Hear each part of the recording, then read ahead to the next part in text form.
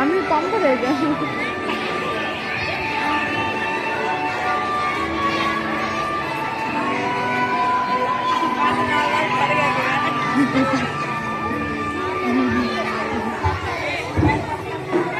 చాలా చక్కగా చేశారండి.